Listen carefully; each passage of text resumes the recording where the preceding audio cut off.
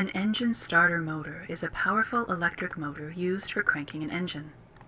The starter motor has a pinion, which meshes with the teeth on the flywheel of the engine and turns the crankshaft. The model shown here is a pre-engaged type starter motor used in modern vehicles. It uses an electric motor to provide torque to the crankshaft. The power for this motor can be drawn from the battery. A simplified circuit of power supply is shown here.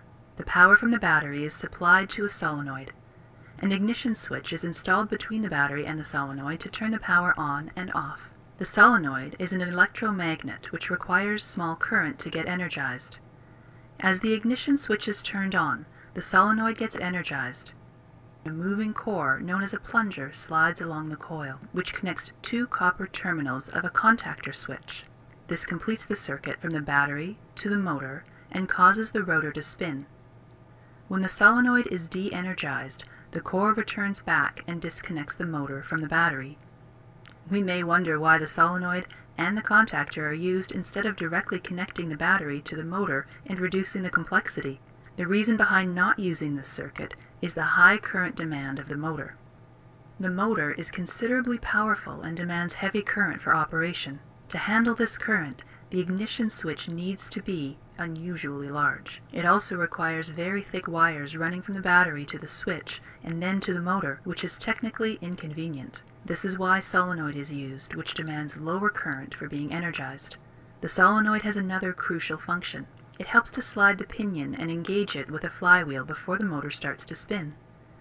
As the pinion slides towards the flywheel, it slightly rotates on its axis, as shown here.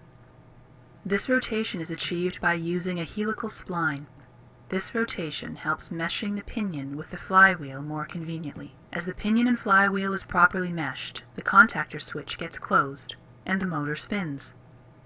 As we can observe that the pinion is considerably small compared to the flywheel, the gear ratio of the flywheel and pinion is generally from 15:1 to 20:1. The high torque obtained from this gear reduction is still insufficient to crank the engine. So, a planetary gear set is introduced to increase the torque further. Planetary gears are incredibly useful for large gear reductions with less weight and limited space. It consists of a sun gear, a ring gear, a carrier, and a set of planet gears. In starters, the ring gear is fixed, the sun gear is the input, and the planet carrier is the output. For the setup shown here, the gear ratio is 7:1.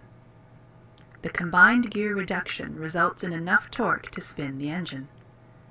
As the engine is started, the pinion needs to be disengaged from the flywheel to prevent backdrive of the motor, which might damage it due to the excessive speed.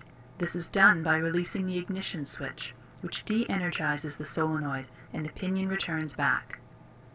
But if the operator fails to release the ignition switch as soon as the engine is started, the flywheel will drive the pinion too fast and damage the motor. To prevent this, a one-way clutch is used. The one-way clutch has a set of rollers installed between the outer and inner races. When the outer race is rotated by the motor, the rollers get trapped and transfer power to the pinion. As soon as the engine is started and drives the pinion at a high speed, the rollers get released and power transfer is stopped.